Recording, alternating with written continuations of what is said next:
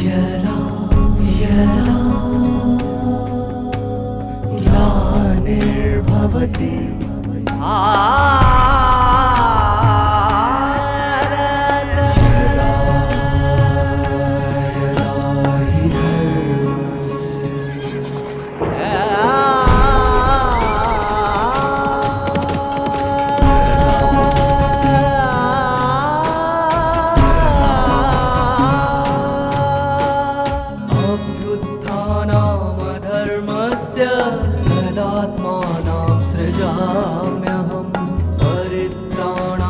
साधूनां विनाशाय च दुष्कृतां विनाशाय धर्म संस्थापनार्थाय संभवामि युगे युगे युगे युगे युगे युगे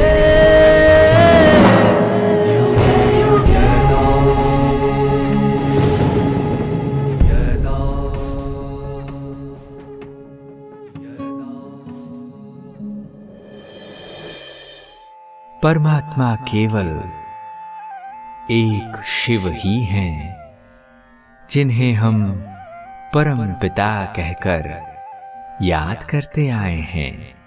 जिसने जिस रूप में उन्हें याद किया, उसी रूप से परमात्मा ने उनकी भक्ति का फल दिया है। परंतु इसका अर्थ यह नहीं है कि परमात्मा के बहुत सारे रूप हैं या वो सर्वव्यापी हैं, अपितु इसका सार यही है कि परमात्मा अपने बच्चों के प्रति कल्याण का भाव रखते हुए सबकी मनोकामना पूर्ण करते हैं। ओम शांति।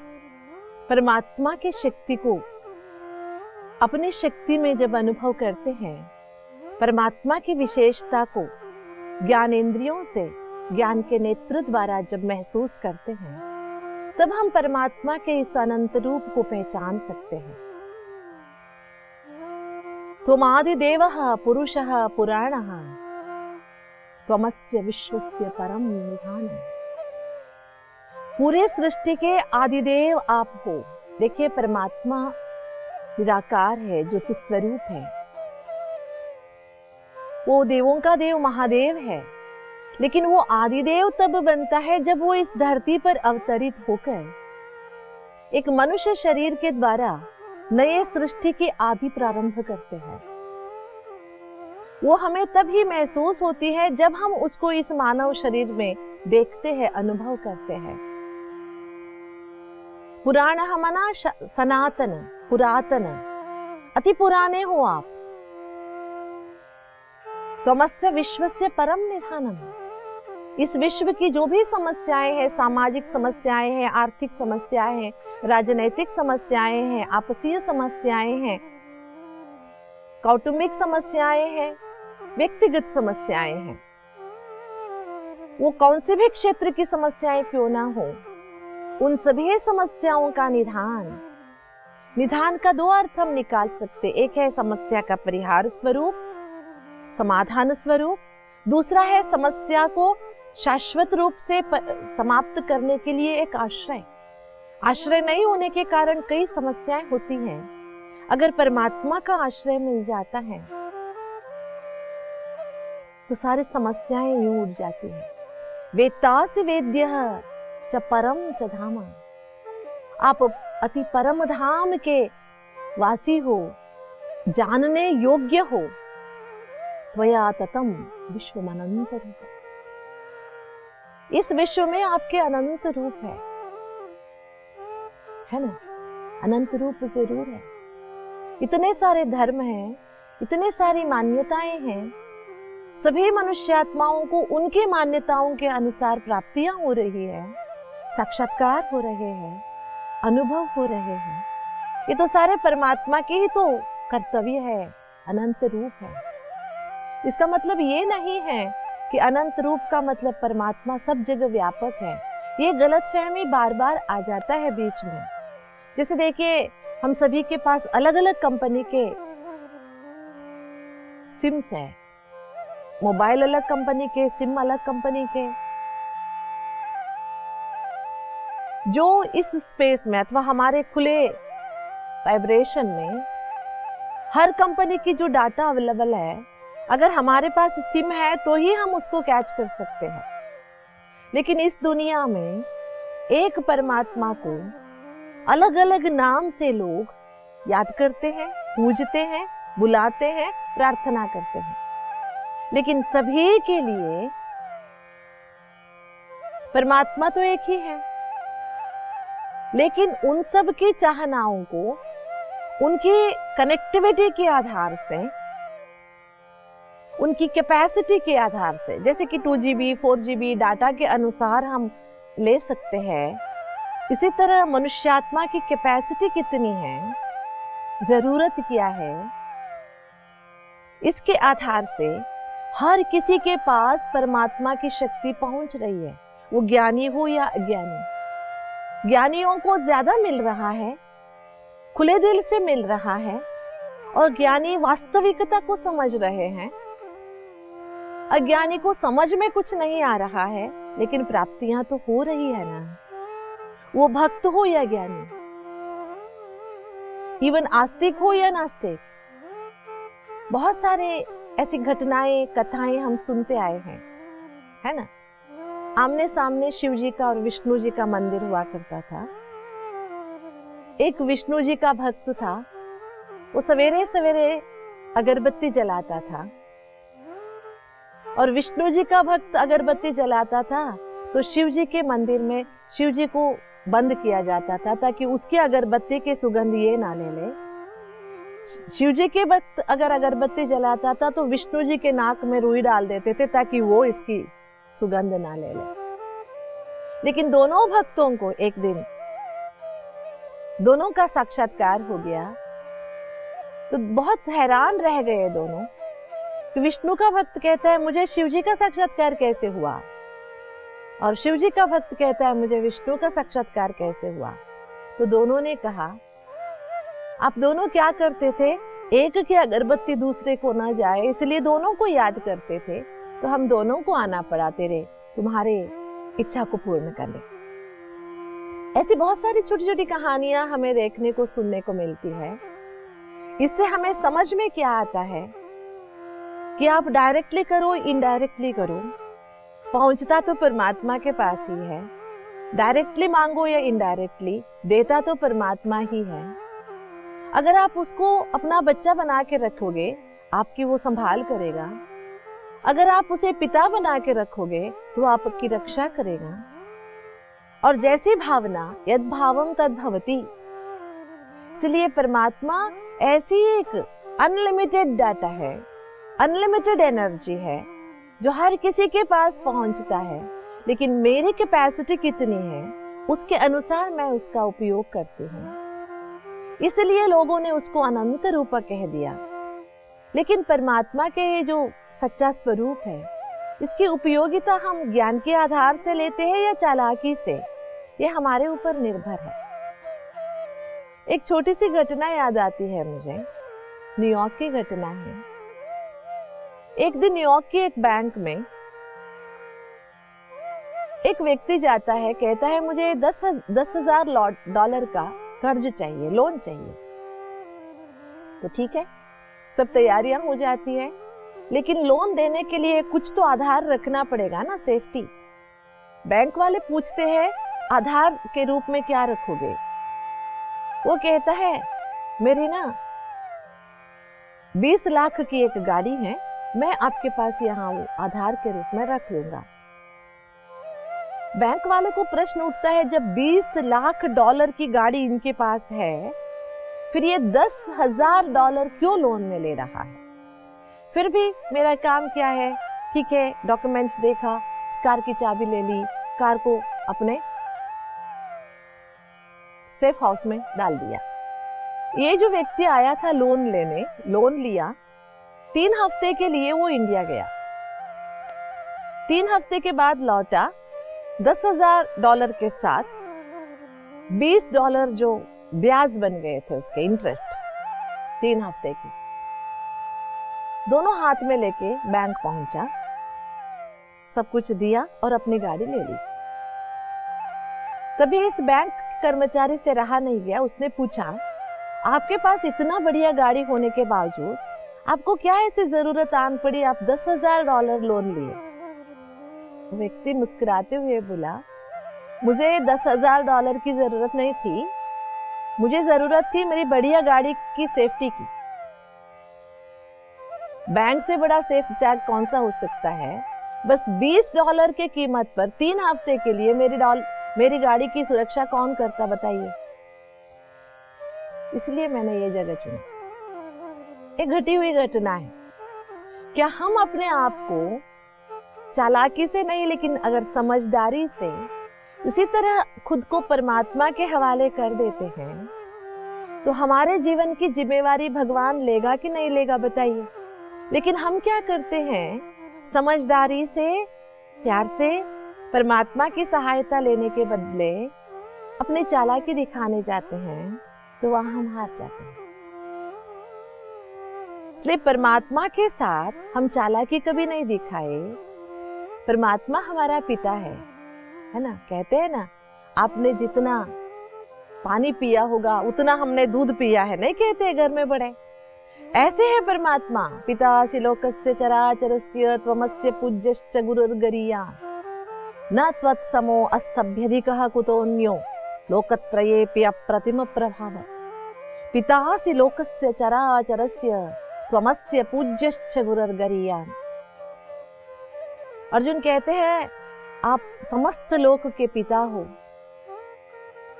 चराचर के पिता हो, गुरु हो, गुरु से बढ़कर हो, आपसे बढ़कर, ये आप जैसे इस दुनिया में कोई नहीं है। जब आप जैसे ही कोई नहीं है तो बढ़कर कौन हो सकता है?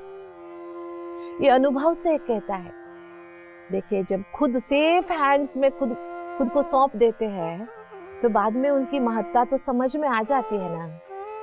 अर्जुन ने खुद को परमात्मा के हाथ सौंप दिया। दूसरे ही अध्याय में कह दिया, मैंने न जाने क्या क्या मूढ़ता के प्रश्न कर डाला, शायद मुझे कुछ समझ में नहीं आ रहा है, मैं दुविधा में हूं, मुझे रास्ता बताओ।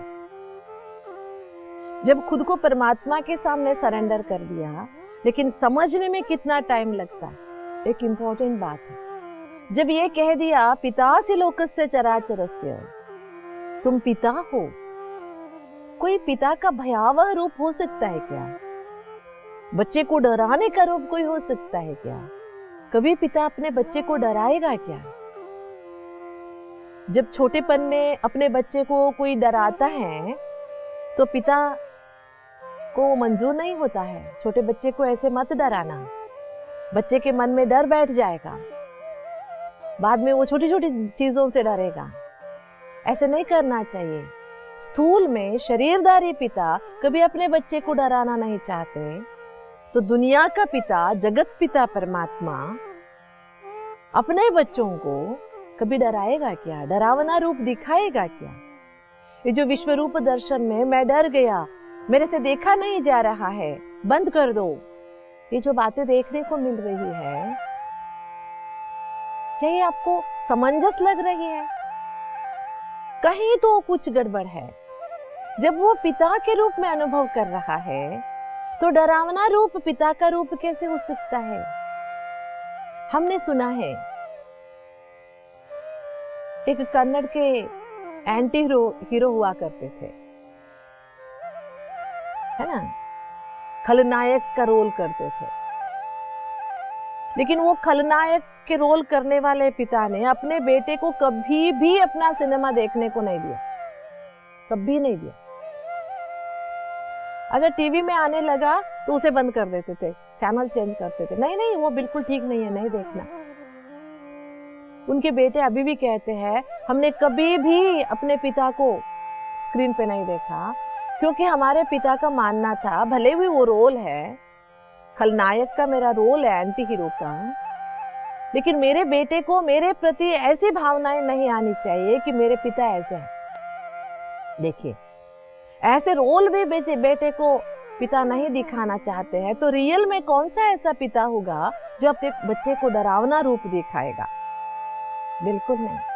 इसलिए एक विजुअलाइजेशन है या कृतिकार की कोई अपनी अनुभव है, या यूं कह सकते हैं वेदों को थोड़ा सा गीता में डालने की एक बात हुई है, लेकिन वास्तविकता में परमात्मा का कोई ऐसा डरावना रूप नहीं है।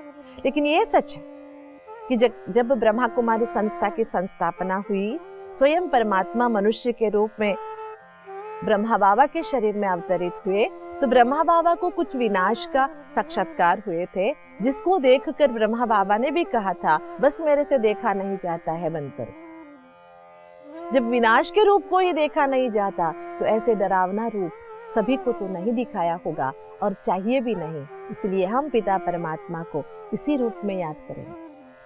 इसलिए अर्जुन से ये कहलवाया, तस्मात् प्रणम्य प्रणिधाय कायम प्रसादये त्वमाहमीशमीढ्यं पितेव पुत्रस्य सखेव सख्युः प्रियः प्रिययार्हासि देवः सोढुम्। इसका ये बहुत सुंदर अर्थ है। इसलिए आप मेरे पिता हो, प्रणिधाय, मैं आपके सामने हाथ जोड़कर कहता हूं, मित्र अपने मित्र को क्षमा कर देता है, और प्रिया अपने प्रियतमा के साथ कैसा व्यवहार करता है, आप भी मेरे साथ ऐसे ही व्यवहार कीजिए। अगर मेरे से कोई गलती हो गई हो तो आप पिता हैं, मैं पुत्र हूं, इस दृष्टि से भी आप मुझे क्षमा कर दीजिए। आप मेरे मित्र हो, परम मित्र हो, मैं आपका सच्चा मित्र हूं, आप मुझे क्षमा कर दीजिए, कौन से भी रूप से, या आप प्रियकर हैं, मैं प्रिया हूं आपकी, इस रूप से भी मेरे साथ व्यवहार कीजिए। देखिए कितना नजदीक का संबंध यहाँ पर अर्जुन से कहलवाया है। परमात्मा के साथ हमारा संबंध कैसा होना चाहिए, ये बात तो हम यहाँ जरूर स्पष्ट करेंगे। पूरे दिन हम कैसे भी परमात्मा के साथ संबंध निभाए हो, लेकिन दिन के अंत में, रात को सोते समय, परमात्मा के साथ हमारा संबंध बहुत नजदीक का होना चाहिए। आपको जीवन में कौन सा संबंध ज्यादा प्यारा है, उसी रूप में परमात्मा को याद कीजिए, और उसी रूप में दिन के पूरी दिनचर्या परमात्मा के सामने कह दीजिए। कोई गलतियां हो गई हो तो सॉरी, अगर कुछ मिल गया हो तो थैंक्स। मन के भावनाओं से जुड़ने के लिए ये सब शब्दों का प्रयोग है, क्योंकि शब्द ब्रह्म कहते हैं, जैसे शब्द हम प्रयोग करते हैं वैसे हमारे साथ, हमारे आसपास वातावरण का निर्माण होता है। इसीलिए अर्जुन के द्वारा ये जो कहलवाए हैं, सच में परमात्मा हमारा पिता है, परमात्मा हमारा मित्र है, जिसकी खुदा दोस्त की कहानियां तो बहुत प्रसिद्ध है, और हम आत्म सीताएं हैं, वो परमात्मा निराकार राम है। हम सभी आत्म सती है, वो परमात्मा पति है। दुनिया का एक ही पति है, परमात्मा। मुझे एक मीरा की कथा याद आती है, बहुत सुंदर। मीरा ऐसे ही भगवान के भक्ति में गाते गांव-गांव जाती रहती है। रात को उनको रुकना होता है एक मंदिर में। ऐसे ही कृष्ण जी के मंदिर में जाती हैं, लेकिन उस दिन मंदिर का दरवाजा बंद रहता है। एक महामहिम संत वहां पर ठहरे होते हैं। उनके शिष्य दरवाजे पे खड़े होते हैं, कहते हैं नहीं, अब किसी को अंदर जाना नहीं होगा, क्योंकि यहाँ पर बड़े संत ठहरे हुए हैं। वो अंदर ठहरे हुए संत पुरुष है या स्त्री है? स्त्री है तो मुझे कोई प्रॉब्लम नहीं, मैं भी उनके साथ ही ठहर जाऊंगी। तो ये कहते नहीं नहीं, वो पुरुष है, वो तो स्त्रियों का चेहरा भी देखना नहीं चाहते। तो वहां फिर से खड़ी हो जाती है, कहती है दुनिया में परम पुरुष मेरे परम परमेश्वर श्री कृष्ण ही है, उसके सिवा कोई पुरुष नहीं है। अगर ये खुद को पुरुष कह रहा है तो ये संत है नहीं, ये मूर्ख है, तो उनको बाहर निकालो। मेरे पति के आलय में ऐसा कोई मूर्ख नहीं रह सकता।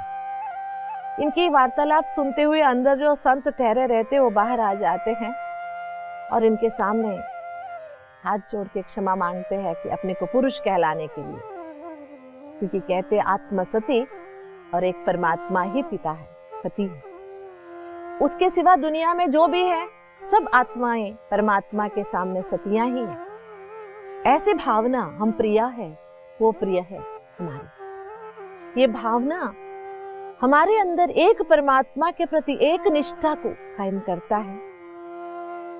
सभी के मन को आकर्षित करने वाला परम पुरुष जिसके नाम कृष्यति शब्द से कृष्णा नाम से बना हुआ है, वो भी अपने को परम ज्योति स्वरूप ही मानते हैं। साकार रूप में हमने चाहे उनको एक देवता का रूप दे दिया, लेकिन है वो परमात्मा परम ज्योति स्वरूप, परम वंदनीय, परम पूजनीय परमेश्वर है। ऐसे अर्जुन के द्वारा जो अनुभव हुआ, इससे ये तो बात स्पष्ट हो गई, ये विश्व रूप दर्शन एक दृश्य मात्र है। जैसे कि गीता शब्द ब्रह्म है, ये दृश्य ब्रह्म हो गया, दृश्य के द्वारा दिखाया गया। लेकिन सच में परमात्मा का कोई ऐसे डरावना रूप कभी हो नहीं सकता। परमात्मा विश्व अनंत रूप होने के बावजूद विश्व व्यापक जरूर नहीं है, क्योंकि विश्व में उनके प्रेम व्यापकता से बनी हुई है। सभी के दिलों में प्रेम छिपा हुआ है। आपको पता है, बड़े से बड़े क्रूर हत्यारा भी अपने बच्चों के प्रति प्यार जताता है, उनके मन में भी प्यार होता है। जैसे शेरनी का अपने बच्चों के प्रति प्यार होता है, वो दूसरे मृगों को खाता है, लेकिन अपने बच्चों के प्रति उसके दिल में भी तो प्यार है ना। इसे परमात्मा पूरी दुनिया में प्रेम रूप में है। परमात्मा का प्रेम रूप, आनंद रूप दुनिया में छाया हुआ है। उस आनंद रूप को पिता के रूप में, प्रिया के रूप में, मित्र के रूप में और अनुभव करते हुए उनके सन्निधान में जीवन का आनंद लेते रहेंगे। ओम शांति। परमपिता परमात्मा अपने सभी भक्तों के रक्षक तो हैं ही, परंतु उसके साथ साथ वे उनके भक्ति के फलदाता भी हैं। दर्शकों, अनेक शास्त्रों में भिन्न भिन्न प्रकार से परमात्मा की महिमा गाई हुई है। उन्हें प्राप्त करने के हेतु से बहुत सारी तीर्थ यात्राएं, पूजा विधि आदि हम करते रहे। सही परिचय ना होने के कारण हमने अलग अलग नाम रूप वाले देवी देवताओं की मूर्तियों, चित्रों के सामने खड़े होकर अनेक प्रार्थनाएं तथा याचनाएं की, लेकिन उन द्वारा हमें फल की प्राप्ति कराने वाले तो एक परमात्मा ही है। जो भी भावना हमने उनके प्रति रखी है, उसी प्रकार से परमात्मा हमें प्राप्ति कराते हैं। जब कभी हम केवल स्वार्थ भाव रखकर परमात्मा से प्राप्ति या मदद की अपेक्षा रखते हैं, तो उसे हम संपूर्ण निष्ठा या विश्वास नहीं कहेंगे। इसलिए यदि हम सदा ही अपने प्राण प्यारे परमात्मा पर निश्चय रखकर अपना जीवन उनके हवाले करेंगे, तो फिर कभी भी हमें किसी भी प्रकार से निराशा नहीं होगी। उनके संतान होने के नाते हम सहज ही अपना जीवन उनको सौंपकर सदा के लिए निश्चिंत हो सकते हैं। तो आइए दोस्तों, आज से हम अपना जीवन प्यारे परमात्मा के स्वाधीन करके बेफिक्र हो जाएं। ओम शांति।